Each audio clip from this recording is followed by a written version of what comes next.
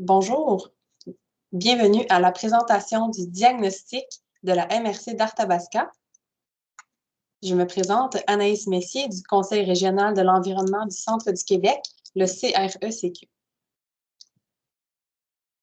Tout d'abord, un petit rappel, l'élaboration des plans régionaux des milieux humides et hydriques est une obligation en vertu de la loi sur l'eau.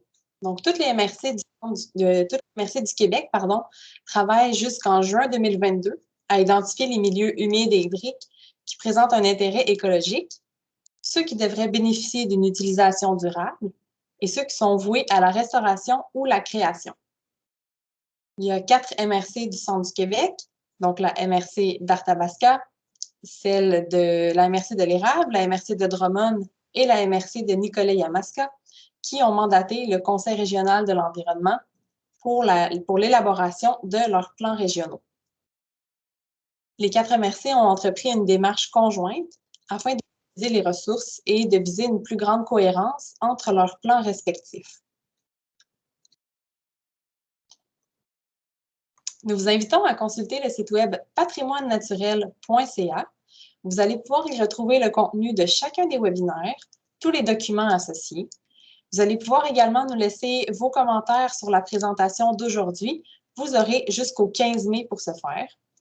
Et vous pouvez également, sur le site web, vous inscrire à l'infolettre de la démarche qui est envoyée environ une fois par mois. Il y a également sur le site web 3 vidéos qui peuvent être visionnées et qui vous donnent plus de détails sur la démarche.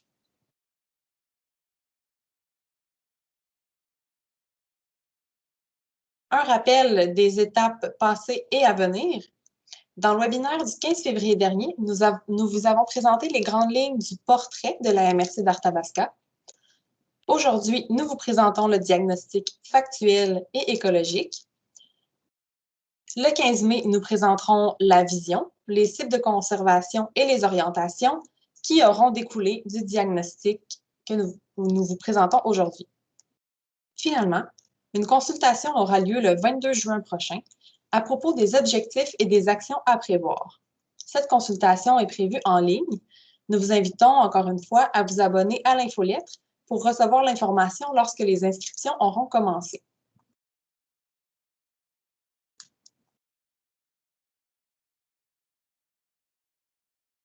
Vous aurez l'occasion, comme je le mentionnais plus tôt après la présentation d'aujourd'hui, de nous fournir vos commentaires à l'aide d'un formulaire que vous pouvez trouver sur le site patrimoinenaturel.ca. Si cela ne vous convient pas, si ça représente une limite pour vous de partager vos commentaires avec le formulaire, vous pouvez aussi nous les transmettre par courriel ou encore les partager avec votre association pour les personnes qui sont membres d'une association de propriétaires ou de producteurs, par exemple. Débutons maintenant avec le diagnostic factuel. Je vous présente dès maintenant les 4 enjeux qui ont été identifiés pour la MRC d'Arthabasca grâce au diagnostic. Je vais vous présenter la liste ici, puis on va s'attarder à chacun des éléments par la suite. L'enjeu 1 se lit comme suit: la protection et restauration des milieux humides, hydriques et forestiers, plus particulièrement des milieux hydriques. L'enjeu 2 est l'utilisation durable des forêts sans préjudice à la biodiversité et aux services écologiques. L'enjeu 3 est la gouvernance, la communication, l'éducation et la mobilisation. Et l'enjeu 4, l'application des saines pratiques de développement et d'aménagement du territoire. Débutons avec l'enjeu 1. Donc, vous allez pouvoir voir pour chaque enjeu, c'est toujours présenté sous la forme que vous voyez à l'écran. Donc, les forces, faiblesses, opportunités et menaces. On utilise souvent l'acronyme FFOM pour désigner cette présentation-là. Donc, vous voyez ici les principaux éléments qui sont ressortis dans chacune des catégories. Les forces et les faiblesses sont les éléments par rapport auxquels les MRC ont une compétence, un certain pouvoir d'action. Les opportunités et les menaces sont les éléments externes, donc soit qui sont du ressort d'autres organisations ou encore, par exemple, des phénomènes naturels sur lesquels la MRC n'a tout simplement pas de pouvoir direct. Pour une liste plus exhaustive de toutes les forces, faiblesses, opportunités et menaces qui ont été soulevées, et qui sont associés à chaque enjeu, vous pouvez consulter le document complet du diagnostic sur le site Web. Tout d'abord, la première force qui a été soulevée, c'est qu'il y aurait plusieurs initiatives municipales, dont des règlements et des dispositions qui facilitent la protection et la restauration des milieux humides, hydriques et forestiers. Il y a des compétences de la MRC en gestion de l'eau et ensuite le caractère transversal de l'enjeu de l'eau sur l'ensemble du diagnostic est ressorti.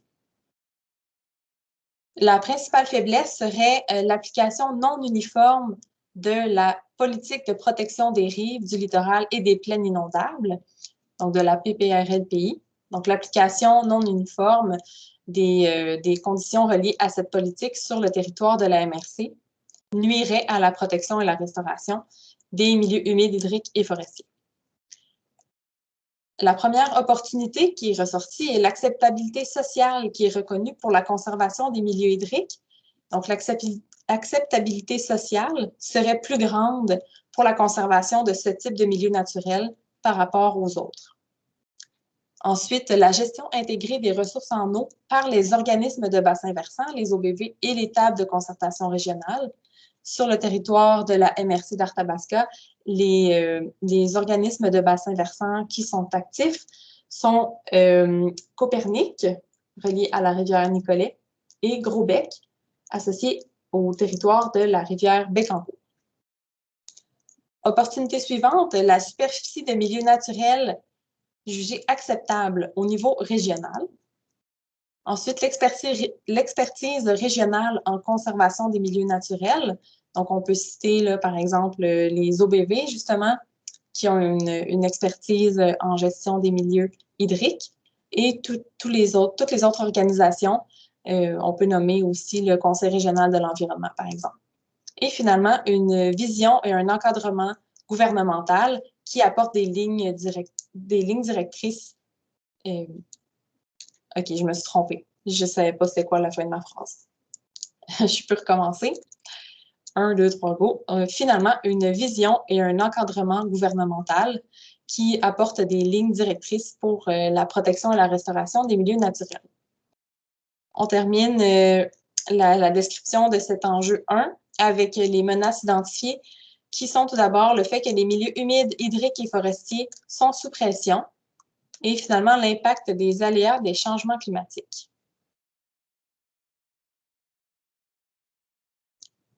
Passons à l'enjeu 2, qui est l'utilisation durable des forêts sans préjudice à la biodiversité et aux services écologiques.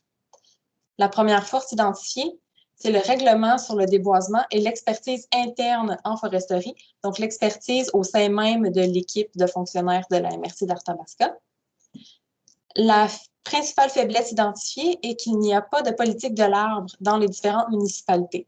Donc, en bref, il y a une certaine gestion qui est facilitée au niveau de la MRC, mais au niveau vraiment de chaque municipalité, c'est plus difficile, c'est pas acquis. Pour ce qui est des opportunités, on note l'existence du plan de protection et de mise en valeur des forêts privées, le PPMV, réalisé par l'Agence forestière des Bois-Francs, une étude sur la vulnérabilité des peuplements forestiers au changement climatique. Donc, les deux premiers points sont des outils qui sont présents actuellement et qui sont vraiment une base pour l'utilisation durable des forêts. Finalement, l'expertise régionale en conservation des forêts. Les menaces qui ont été notées sont d'abord le fait que les milieux forestiers sont sous pression. Deuxièmement, tous les aléas des changements climatiques qui ont des conséquences sur les forêts. Le manque de connaissances des propriétaires privés sur les nouvelles lois et règlements. Et le drainage des milieux forestiers qui est parfois réalisé sans demande d'autorisation ministérielle. On va s'attarder un petit peu aux aléas et conséquences projetées des changements climatiques, puisque c'est apparu vraiment comme une menace transversale lors de la réalisation du diagnostic. En résumé, les conséquences qu'on va vous présenter sur cette diapositive sont issues des travaux de Ouranos, qui est un consortium québécois en changement climatique, de recherche, pardon, en changement climatique. À quoi on peut s'attendre? Eh bien, pour les saisons d'hiver et du printemps, on peut s'attendre à une augmentation des températures, à une diminution des épisodes de froid extrême. Les cycles de gel-dégel seraient plus fréquents, et ce, tout au long des saisons d'hiver et du printemps, avec les dommages, par exemple, aux infrastructures auxquelles on peut s'attendre. Une augmentation des précipitations également, mais ce ne serait pas sous forme de neige, ce serait plutôt sous forme de pluie. Donc, on peut s'attendre à une diminution du couvert de neige tel qu'on le connaît actuellement. Pour l'été et l'automne, encore une fois, on peut s'attendre à une augmentation des températures, à une diminution du volume total des précipitations et donc possiblement à des sécheresses. Les épisodes de pluie seraient moins fréquents, mais beaucoup plus intenses. Donc, bref, il pleuvrait moins souvent, mais il y aurait plus de gros coups d'eau, si on peut dire. Tous ces aléas auront des conséquences diverses sur nos différents secteurs économiques, que ce soit la sériculture, l'agriculture, le tourisme, pour ne nommer que ceux-là. Ils auront des conséquences sur la santé. On peut penser, par exemple, aux espèces exotiques envahissantes qui sont liées à la santé humaine, par exemple la berce du Caucase, et une augmentation de la gravité des îlots de chaleur en milieu urbain. Pour ce qui est du domaine de la gestion de l'eau, évidemment, là aussi, il y aura des conséquences assez notables sur nos modes de vie.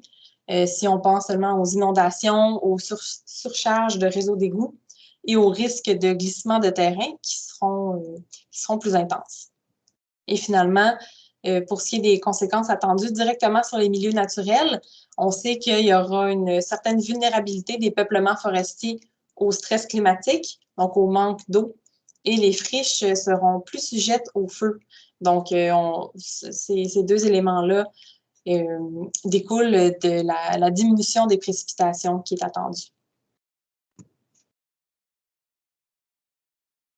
On va vous faire un petit rappel des éléments qui sont ressortis du portrait, donc qui ont déjà été présentés. Ce sera sûrement un survol, mais c'est vraiment pour expliquer, pour donner un petit peu plus d'explication aux faits qui sont ressortis dans le diagnostic, selon lesquels les milieux naturels sont sous pression. Entre autres, ici, on parle des milieux hydriques. On voit sur la carte les zones inondables, les zones d'embâcle, les zones de mouvement de terrain qui sont parfois même dans les périmètres urbains, dans la MRC d'Arthabasca. On a fait une statistique sur l'occupation du sol dans les zones inondables. Donc, on note qu'à 39 % les zones inondables telles que cartographiées actuellement sont occupées par le milieu agricole et qu'il y a quand même un certain pourcentage qui est occupé par le milieu anthropique, donc par les zones bâties, soit 13 %.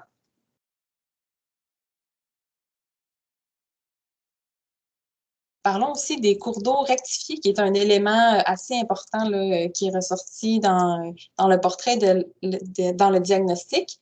Donc, un cours d'eau rectifié est tout simplement un cours d'eau dont l'humain a modifié le tracé, c'est-à-dire que pour optimiser l'utilisation du territoire, l'humain, au fil du temps, dans les dernières décennies, a modifié le tracé de certains cours d'eau. Vous pouvez voir dans le haut de la diapositive un cours d'eau qui aurait un tracé naturel, c'est-à-dire qui serait plutôt sinueux par rapport à ce qu'on voit dans le bas de la diapo, qui est un cours d'eau qui aurait été rectifié.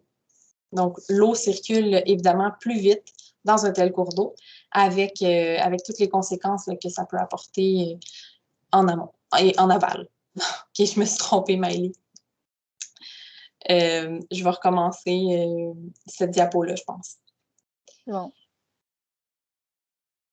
Nous voyons ici une petite explication de ce que sont les cours d'eau rectifiés, qui a été identifié comme une problématique, entre autres, sur le territoire de la MRC d'Arthabasca.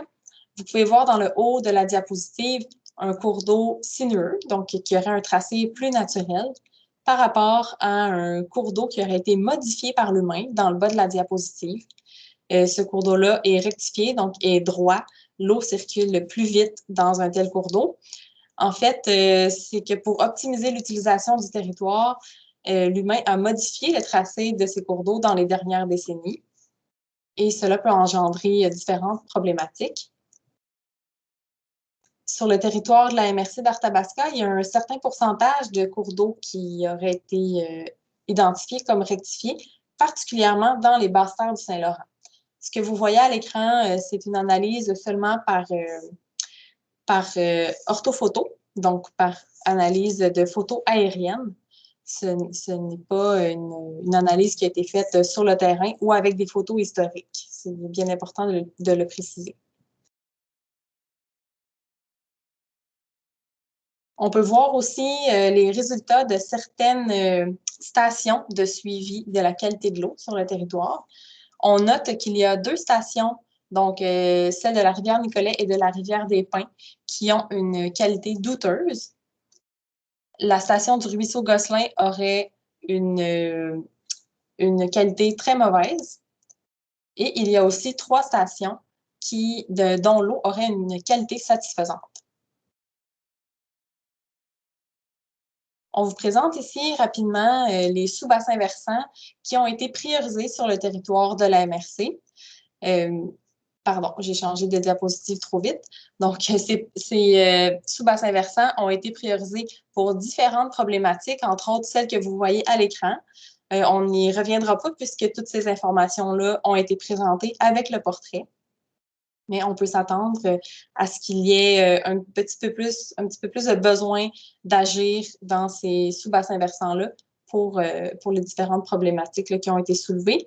Ces problématiques-là ont été soulevées à la fois par les MRC et les organismes de bassins versants concernés. Maintenant, si on passe à la proportion de milieux humides par municipalité, vous pouvez voir des pourcentages qui représentent la proportion du territoire de chaque municipalité occupée par des milieux humides. Vous voyez la ligne de 12 %. C'est le seuil idéal à atteindre sur un territoire pour pouvoir bénéficier de tous les services rendus par les milieux humides. Et selon la littérature, 6 %, donc vous voyez la ligne rouge, serait le seuil critique pour pouvoir bénéficier de ces services-là. On peut voir qu'il y a quand même quelques municipalités qui sont sous le seuil des 6 %. La plupart de ces municipalités sont situées dans les Appalaches. Donc, c'est sûr qu'il y a un contexte différent là, qui peut expliquer en partie la répartition et l'abondance différente des milieux humides sur ces territoires. Et on note aussi qu'il y a quand même quelques municipalités qui se situent au-dessus des 12 %. On parle de Maddington Falls, de Sainte-Séraphine, de Saint-Louis de Blandford et de Saint-Rosaire et de Daveluville, pardon.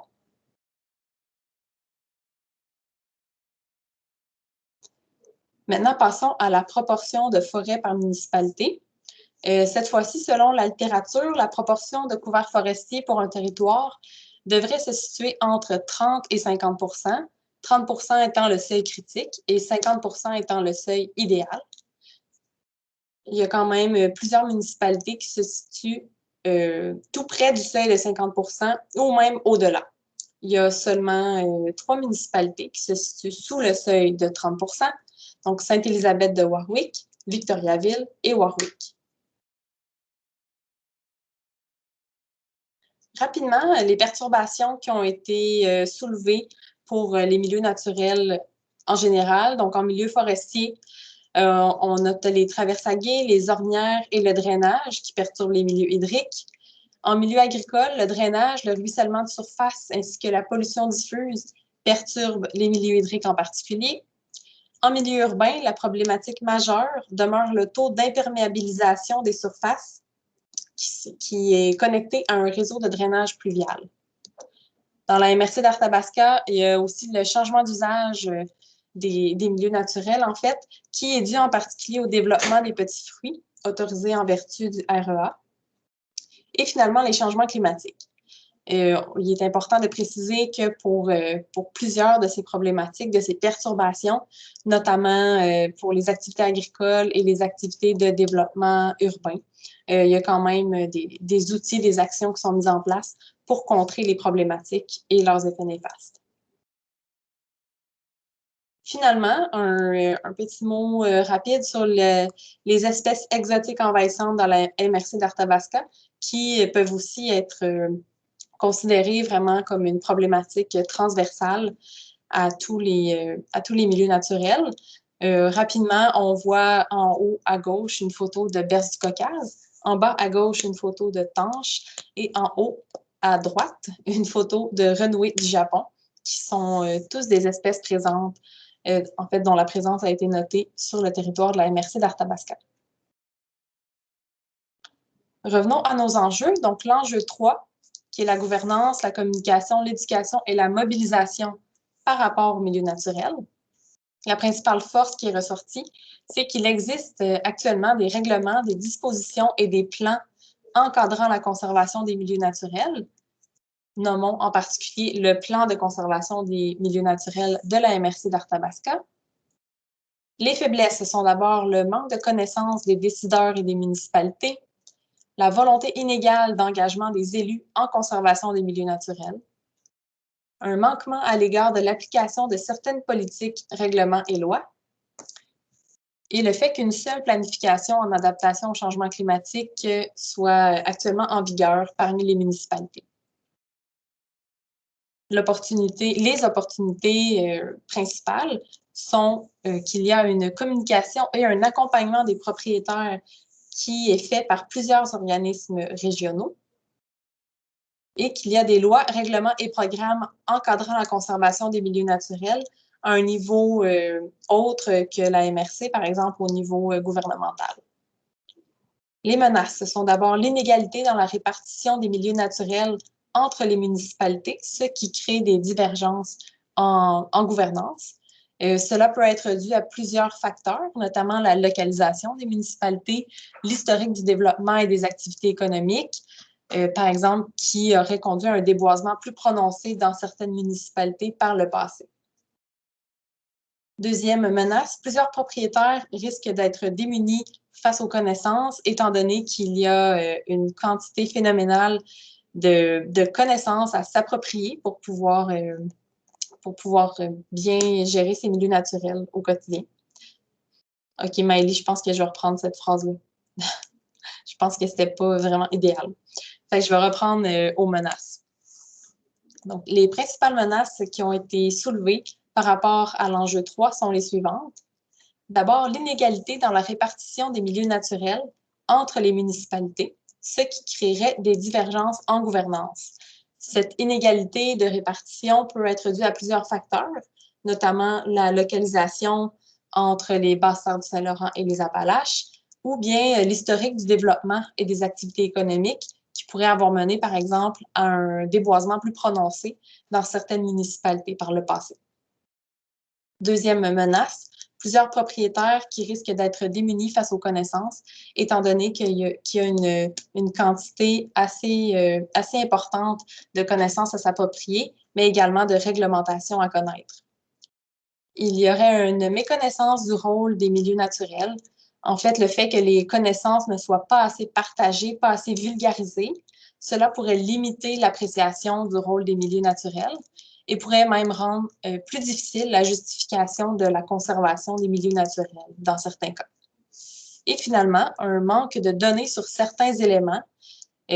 En fait, certaines données, si elles étaient disponibles, rendraient probablement plus facile la prise de décision.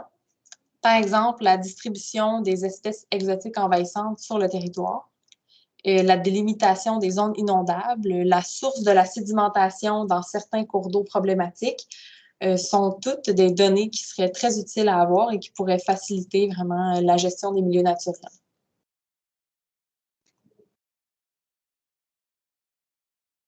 Rapidement, encore un rappel par rapport à ce qui a été dit dans la portion portrait de la démarche. On a fait des statistiques par rapport à la présence des milieux naturels dans les différentes aires d'affectation sur le territoire de la MRC d'Arthabasca. On voit rapidement là, que les milieux humides et les forêts sont présents en assez grande proportion dans l'affectation agricole.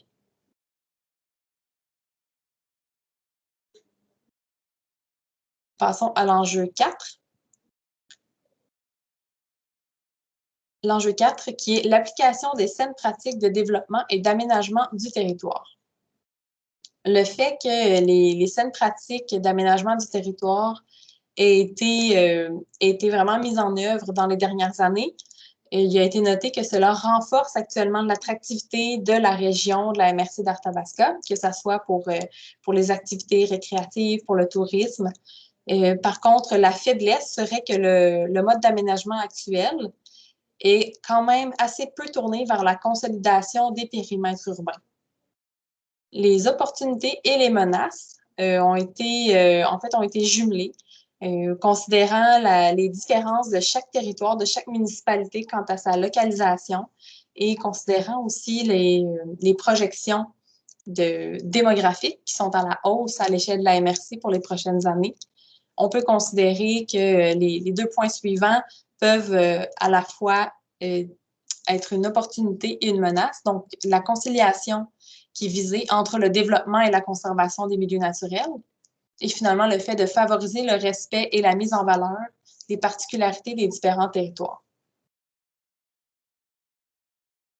On va passer maintenant au diagnostic écologique. On peut se demander pourquoi on voudrait conserver nos milieux naturels. En fait, on vous donne un petit aperçu des résultats de ce que les Nations unies ont mené dans les dernières années. En fait, les Nations unies ont mené un grand chantier pour déterminer et classer les services écosystémiques ou les services écologiques, ce qui est ce que les milieux naturels apportent à l'humain. Et vous voyez à l'écran tous les types de services écologiques qui sont répartis en 4 grandes catégories, soit les services culturels, les services d'approvisionnement, les services de régulation et les services de soutien. Pour vous donner quelques exemples, évidemment, les milieux naturels sont un habitat, soutiennent des habitats diversifiés pour les espèces animales et végétales, pour les espèces en situation précaire également. Au niveau des services culturels, on peut noter que les milieux naturels sont évidemment un endroit pour faire du plein air, pour faire des sorties en nature, pour faire du sport, donne lieu à l'observation, l'appréciation des paysages. On peut noter aussi tous les liens à faire entre la présence des milieux naturels dans nos vies et l'éducation et le développement des enfants. Du côté de la régulation, eh bien, on note la prévention de l'érosion par la végétation riveraine, la prévention des inondations par la rétention de l'eau et finalement les îlots de fraîcheur, qui sont le contraire des îlots de chaleur. En fait, les îlots de fraîcheur qui viennent diminuer la température en milieu urbain notamment. Pour ce qui est des services d'approvisionnement, ils sont également très nombreux. Donc, on parle de la chasse, de la pêche, le prélèvement de bois, l'exploitation des ressources naturelles, le prélèvement d'eau potable pour notre consommation et même les végétaux, en fait, qui ont des vertus thérapeutiques, qui sont la source de nombreux composés pharmaceutiques, entrent dans la catégorie services d'approvisionnement.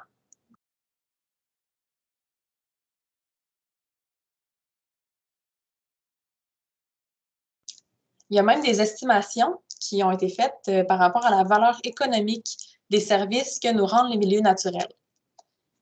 On peut voir, on va démarrer en haut à gauche avec la valeur qui a été estimée des milieux humides. Donc, on parle de 11 200 $ par hectare par année. Les forêts, ça serait 4 800 $ par hectare par année. Les friches, 2 700 $. Les milieux hydriques, 1 400 $. Les îlots boisés isolés, 1 500 $ et les parcs urbains, 800 $ par hectare par année. C'est donc l'équivalent de milliards de dollars par année de services qui sont accomplis par les milieux naturels. Pour que ce soit un peu plus concret, on peut donner l'exemple d'une usine de traitement pour l'eau potable qui devrait être beaucoup plus performante et qui coûterait beaucoup plus cher à opérer si on ne pouvait pas bénéficier en amont de la fonction de filtration de l'eau par les milieux naturels. Par ailleurs, il est aussi démontré qu'il coûte beaucoup moins cher de conserver les milieux naturels existants que d'en créer de nouveaux pour répondre à nos besoins. Dans le cadre du plan régional, nous nous sommes basés sur 3 principes pour réaliser le diagnostic écologique. D'abord, bien évidemment, la base était les enjeux identifiés qu'on vous a présentés précédemment dans cette présentation, les données disponibles et finalement, on s'est assuré d'avoir une méthodologie approuvée. Après avoir identifié tous ces éléments, nous avons identifié 16 indicateurs issus des 4 grandes catégories que vous voyez à l'écran, donc la régulation du climat, le support à la biodiversité, la régulation, filtration et la recharge en eau, et la valeur sociale des milieux naturels. Nous avons également considéré 2 échelles d'analyse, soit l'entité naturelle en tant que telle, donc le milieu humide, le milieu hydrique, le milieu boisé ou la friche, et finalement, le bassin versant.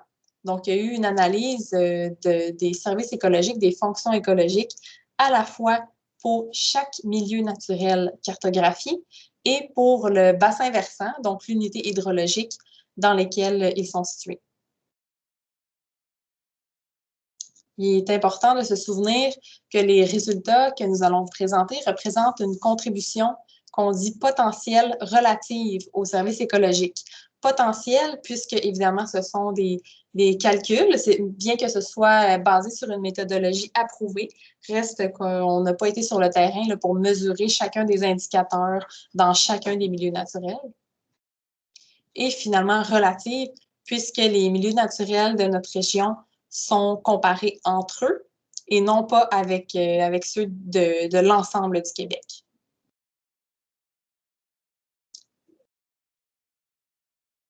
Nous allons passer à la présentation des résultats pour quelques indicateurs seulement. On ne va pas tous vous les présenter aujourd'hui puisque ce serait vraiment très long. Je vous invite à consulter les documents qui sont en ligne pour avoir vraiment plus de détails par rapport à chacun des résultats. Je voulais vous préciser aussi que les cartes qu'on vous présente sont des résultats bruts. Donc, il n'y a aucune réglementation, il n'y a aucune décision qui est actuellement directement associée à ces résultats. On parle vraiment de résultats bruts du diagnostic écologique seulement. Pour connaître la méthodologie détaillée, il y aura un rapport qui sera rendu disponible au courant de l'été. Par contre, dans le rapport qui est actuellement en ligne, vous pouvez quand même trouver une synthèse de la méthodologie utilisée. D'abord, pour le premier indicateur, donc la rétention des eaux par les milieux humides, vous pouvez voir rapidement en un coup d'œil la légende qui va du rouge au bleu. Donc, ce code de couleur est utilisé dans chacune des légendes. Rouge désignant une contribution potentielle relative très faible et le bleu, une contribution potentielle relative très élevée au service écologique en question, ici la rétention des eaux par les milieux humides. Vous pouvez voir, donc c'est la même carte en plus gros. Vous pouvez voir que vraiment chaque petit milieu humide cartographié s'est vu attribuer une valeur. Vous pouvez voir également les résultats au niveau des unités hydrologiques, donc des bassins versants. Rapidement, on peut constater que ce sont les unités hydrologiques qui sont situées vers le centre de la MRC qui ont la contribution la plus faible à la rétention des eaux par les milieux humides. Passons maintenant au captage des éléments nutritifs et des polluants par les milieux boisés. En fait, c'est que selon des études, notamment celle de Jutra, les marécages riverains sont les milieux boisés qui apportent la plus grande contribution au captage des éléments nutritifs et des polluants. C'est pourquoi ce sont les marécages riverains qui vraiment ont été retenus pour l'évaluation de ce service écologique, donc le captage des éléments nutritifs et des polluants. On peut voir que les éléments que les milieux boisés, qui ne comportaient pas de marécages riverains ont été soustraits à l'analyse pour ne pas fausser les données. Vous les voyez ici en rouge avec des lignes diagonales. Voici pour la carte avec l'analyse à l'échelle des unités hydrologiques. Passons à la fonction de support de la biodiversité pour les friches. En fait, cette fonction de support de la biodiversité a été analysée pour chaque type de milieu naturel. On vous la présente ici uniquement pour les friches. On peut voir rapidement qu'il semble y avoir de très grandes friches dans la partie appalachienne de la MRC et que ces friches ressortent en bleu, donc comme ayant une contribution potentielle relative très élevée pour le support de la biodiversité. La partie appalachienne de la MRC comporte également, entre autres, 2 unités hydrologiques qui ressortent avec une contribution potentielle relative très élevée pour le support de la biodiversité par les friches. Finalement, la stabilisation des rives par les milieux hydriques, donc des cartes un peu différentes. On a procédé avec l'analyse de tronçons de 100 mètres. Donc, ça peut être un peu plus difficile à voir à l'écran, mais il y a le même code de couleur qui est utilisé, donc du rouge au bleu. On peut voir d'un coup d'œil que les principaux cours d'eau semblent avoir une contribution potentielle relative très élevée à la fonction de stabilisation des rives, ce qui est très intéressant. Voici la carte également avec l'analyse à l'échelle des bassins versants. Pour terminer, on a fait une analyse tous services confondus. Donc, en d'autres mots, on a fait ressortir les entités naturelles et les unités hydrologiques qui ont les meilleurs résultats, en fait, qui ont une contribution très élevée à la majorité des services écologiques analysés. On peut voir rapidement que les unités hydrologiques en beige sont celles qui contribuent le plus fortement à la majorité des services écologiques analysés. Et les unités hydrologiques en rose pâle sont celles qui contribuent le moins. La même analyse a été faite donc pour les milieux naturels, pour les entités naturelles. On peut voir que, par exemple, les 2 grands milieux humides qui sont illustrés en brun auraient une contribution très élevée, tous services écologiques confondus.